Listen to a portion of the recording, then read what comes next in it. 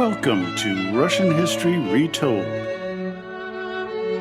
episode number 229, 1970, part 2. Last time, we covered the first 2 months of the year, culminating in the beginning of a massive protest against the Russian government and their inability to feed the people of St. Petersburg, then called Petrograd. Before we get into this episode, I want to admit an error that was pointed out on Facebook by listener Alina. It was about my series on old Russian cities. I made a mistake when I said and called them old Russian cities. I should have called them old Kievan Rus cities. Now, we have cities like Moscow and Novgorod, which are actually old Russian cities, but Kiev and many of the other cities I talked about were actually in what is now Ukraine and are really Ukrainian cities. So I want to apologize to my listeners. I've actually changed the headings on the podcast to reflect the difference. And I want to thank Lena for pointing this out, because sometimes we just don't think about those type of things when we're setting it up. And, this is a kind of a Russian history podcast, and I just made that mental error. So hope you'll excuse me for that one. But, that's why I'm so happy to have the Facebook page so that people can interact with me and point out things that when I do make a mistake. So anyways, thanks a lot. And let's get on to the year 1917. It's Tuesday, the 28th of February, per the Julian calendar. Around 30,000 soldiers were manning the bridges and taking positions at key locations like the rail yards all over Petrograd. People were milling around the streets as well, waiting for something to happen. The Red Cross was getting ready as they had horse-drawn ambulances on a number of side streets. It was a Sunday, so many of the people walking around were headed to church. Most shops were closed and boarded up. Revolution was in the air. The Russian government warned foreign nationals to stay indoors and not go outside under any circumstances. Our friends from the last episode, Florence Harper, the Canadian staff reporter, and Donald Thompson, the American war photographer, decided to head out that morning. What they came across at noon was a large mob on the Nevsky Prospect singing the Marseillaise. Thompson warned, quote, "Those poor devils are about to get it." The bloodiest part of the protests was about to start. The first group of protesters were dispatched by 50 mounted policemen who charged into the mob. Another group gathered with a young man waving a red flag, standing on one of the equestrian statues on the bridge. The soldiers began to fire upon the mob with machine gun and rifle fire. As Harper describes it, quote, "Volley after volley rang out. The dead were thick. The wounded were screaming as they were trampled down." Thompson and Harper made a run for it, but not before the photographer took a few pictures of the chaotic scene. Dozens of bodies lay in the snow. Harper claimed that she saw more women and children lying dead or injured than men. Within a few hours, the hospitals near the bloodshed were full with the injured and dying. Robert Wilton, a British journalist, noted, quote, "I saw hundreds of empty cartridge cases littering the snow, which was deluged in blood." No one knows how many died that day, but estimates claim that over 200 protesters and dozens of soldiers and policemen died that day. A mutiny of the Pavlovsky Guard occurred that evening, but that was squashed rather quickly with the ringleaders being sent to the Peter and Paul fortress. The rest were confined to their barracks. It was a sample of things to come. The members of the Duma were meeting to try to get a grasp on what was going on.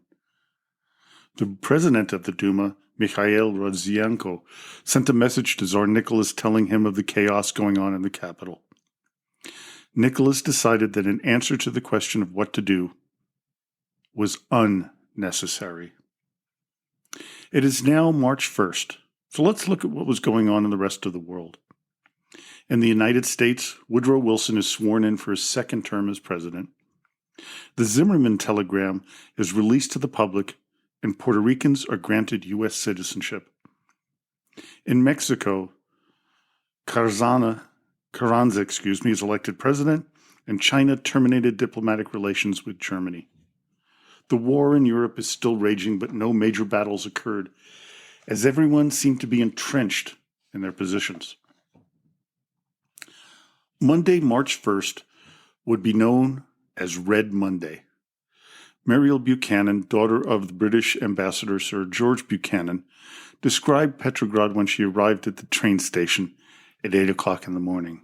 Quote, "In the bleak, gray light of that early morning, the town looked inexpressibly desolate and deserted.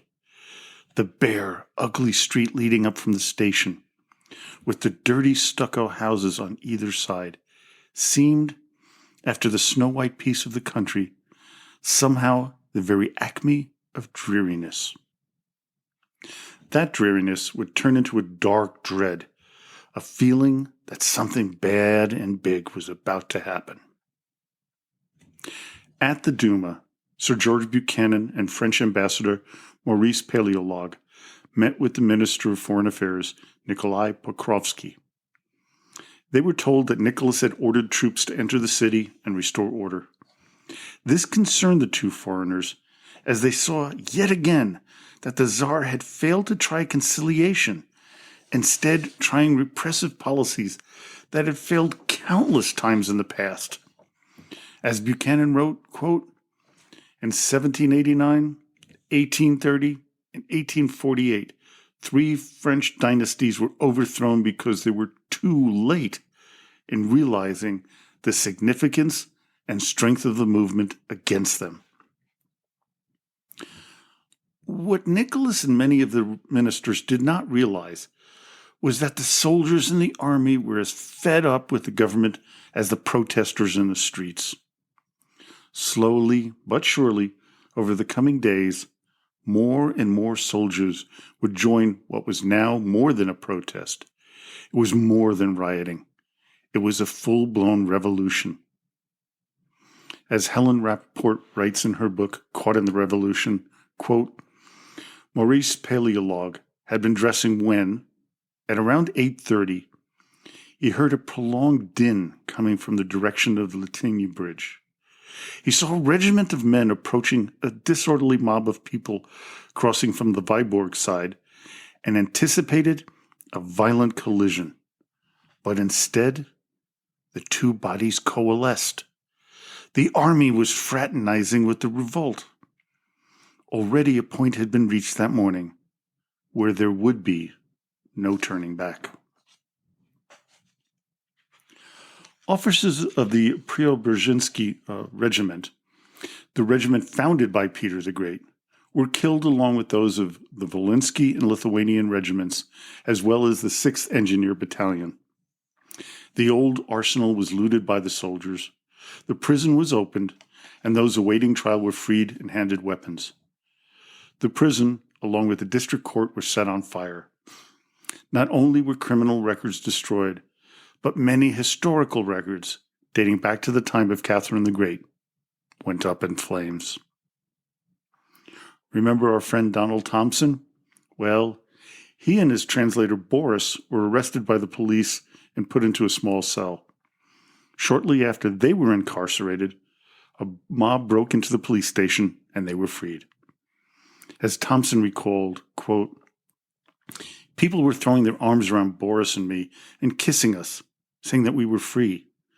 Women were down on their knees hacking the bodies of the police to bits. One woman was trying to tear somebody's face with her bare fingers."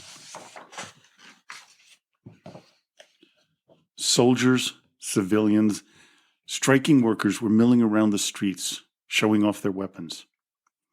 James Stinton Jones, a British engineer, wrote this about what he saw that day. Quote, "Here would be a hooligan with an officer's sword fastened over his overcoat, a rifle in one hand and a revolver in the other. There, a small boy with a large butcher's knife on his shoulder. Close by, a workman could be seen awkwardly holding an officer's sword in one hand and a bayonet in the other. One man had 2 revolvers, another a rifle in one hand and a tramline cleaner in the other. A student with 2 rifles and a belt of machine gun bullets around his waist was walking beside another with a bayonet tied to the end of a stick. A drunken soldier had only the barrel of a rifle remaining, the stock having been broken off and forcing an entry into some shop. Children were being armed and began shooting at officers and pigeons. Chaos reigned supreme on Monday, February 27th, and it was just the beginning. By midday, 25,000 soldiers of various regiments joined forces with the people. It was not a good day to be a police officer, as many of them would be murdered if they came in contact with the now crazed mob. And let me just say something there. I'm going back a little bit in time.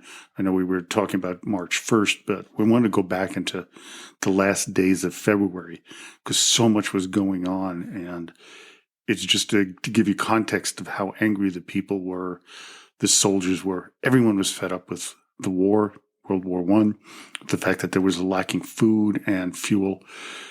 And now this was, this was a mob now. They had it. The target of the rioters, though, was not government officials, but it was the local police. The first buildings they attacked were the police stations, where many had gone and barricaded themselves from the mob. I mean, most were overrun quickly with all the policemen butchered. 12 stations were burned to the ground that Monday. Whenever a policeman was found outside, they were cornered and either shot, bayoneted, or clubbed to death. Some were tossed into holes in the river ice to drown. Dr. Joseph Clare, the pastor at the American Church in Petrograd, recorded, quote, "I know a place where 30 or 40 policemen were pushed through a hole in the ice without as much as a stunning tap on the head. They were drowned like rats." Judges and policemen were even attacked in their own home, where they were looted by the mob. The chaos that ran rampant throughout the city was increasing by the minute. At the Tauride Palace where the Duma was meeting, they were at a loss as to what to do, as there was a growing crowd outside. Duma President Rodzianko sent a desperate message to the Tsar asking for help. Nicholas responded saying he would be coming with troops to quell the riots. As you can see, Nicholas really had no clue as to what to do. He would act the way his father would have, and that's using force. And also because this was his Russia. I mean, he could do as he pleased. And this was the problem with Nicholas. He didn't want to think that the people had a voice. It was his voice and his voice alone that he thought was important. As Rappaport writes, quote, "A 12-man provisional executive committee was eventually elected that evening to take control of the situation. One of its first acts was to order the arrest of the members of the Council of Ministers, the upper house of the Duma, and guardians of the old regime, who met at the Mariinsky Palace. Some of them had already tendered their resignations, including Prime Minister Nikolai Golitsyn. Others had gone into hiding, and revolutionary patrols were now searching for them." Now you must be asking yourself, we know what the outcome of this is. The Bolsheviks take control. So where were the Bolsheviks during this period? Surprisingly, they were nowhere to be found. Now they claim that they were there and they were the ones who were getting the people up and, prepared for revolution. But in actuality, they weren't anywhere around in this February Revolution. The main, more radical groups that were meeting, such as the Mensheviks and social revolutionaries, were around. Now, they were planning on creating the Petrograd Soviet of Workers and Soldiers Deputies. Their first call to action was asking that the people help feed the soldiers of those who had gone over to their side. Within hours, homes were opened to the men, restaurants were opened, and old men were handing out packs of cigarettes to the soldiers. Now, the Mensheviks and the social revolutionaries knew that if they were going to take over, they needed the soldiers on their sides. And by nightfall, over 65,000 soldiers, mostly from the Semenovsky and Ishmailovsky regiments, had switched sides.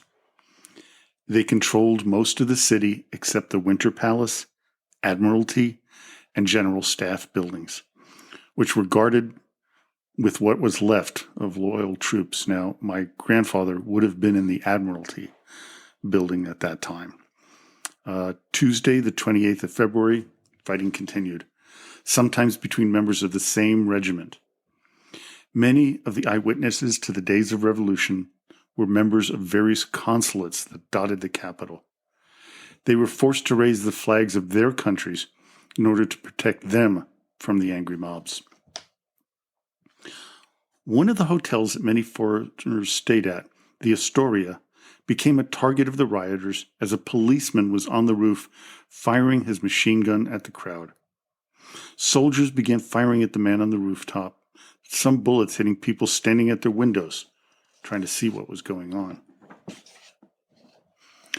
What the mob really wanted was any and all Russian officers that were still loyal to the Tsar. If they found them and they resisted arrest, they were shot on the spot. If they didn't, they were shot in the courtyard. Only those who professed their loyalty to the revolution were allowed to live. After the capture of the last officer, the mob had one thing in mind left, and that was to find any stashed alcohol. Now imagine getting all this alcohol, which was at some of these hotels, places like that. That's not a good mix when you have a mob like this that's angry and frustrated, and now they're going to be alcohol-fueled.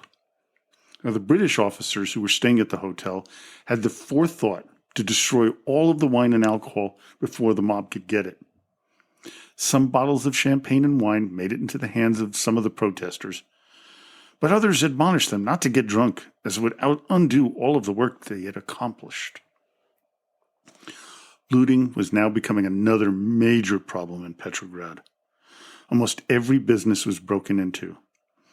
Much of this was done by the nearly 8,000 criminals who were liberated from the local jails.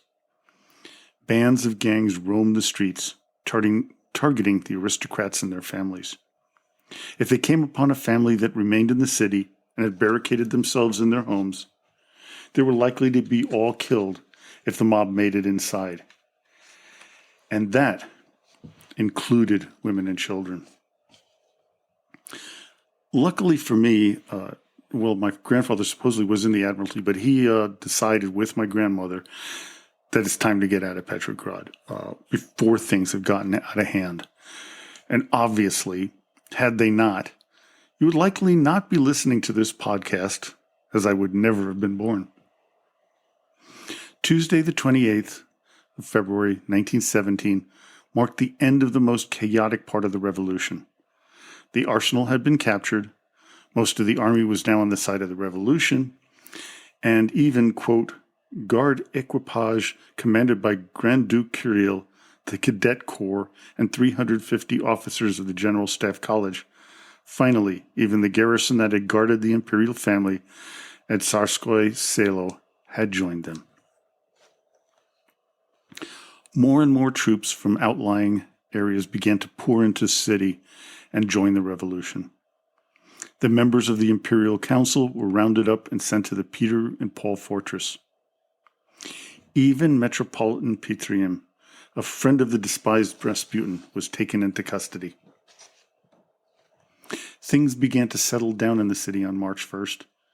News was coming out of Moscow that the city was taken by the revolution quickly and easily. Emilia Denari, a French journalist, had this to say about what just occurred, quote, "You had to have lived here. You had to have seen the constraint impinging on all public life, the strict supervision by the police, their lack of goodwill, the spying, the informing, and everything feeling false and underhanded, hanging in the air. slavery masquerading as liberty, in order to understand the joy which radiates in everyone's expression now. At last, this great people can breathe. They have cast off their chains, along with the weight that has been oppressing them for centuries. Everyone is cheering, smiling. And imagine what we know what happened the following year when the Bolsheviks took over. Those expressions of joy would turn into fear. But I'm getting ahead of myself here. So where was Tsar Nicholas II, the target of so much of the anger of the mobs? He was in Pskov, some 300 miles away. He tried to make it to Petrograd, but the rail lines had been sabotaged. Nicholas telegraphed Rodzianko, admitting that he was finally ready to concede some of his power to the Duma. Rodzianko responded, replying, quote, "It is now time to abdicate." Envoys from the Duma, Alexander Guchkov and Vasily Shulgin, arrived in Pskov to meet with the Tsar. You see how clueless Nicholas is here. At the very end, when he thought, hey, maybe now I need to make a deal, way too late. Way too late. It was over. So on March 2nd, Julian calendar, March 15th, Gregorian calendar, Tsar Nicholas II abdicated. The Romanov dynasty that had ruled Russia from February 21st, 1613, when the first Romanov, Michael, had taken the oath of office, was over. The provisional government, led initially by Prince Georgy Lvov, was now leading Russia. The tension between it and the Petrograd Soviet was apparent, but the two sides did agree to work together initially. Citizen Nicholas headed off to be with his family at the Alexander Palace, where they were already under house arrest. I'd like to read two quotes from the textbook A History of Russia by Mark Steinberg, Nicholas Ryazanovsky. The first is from Russian historian William Chamberlain, quote, "The collapse of the Romanov autocracy in March 1917 was one of the most leaderless, spontaneous, anonymous revolutions of all time.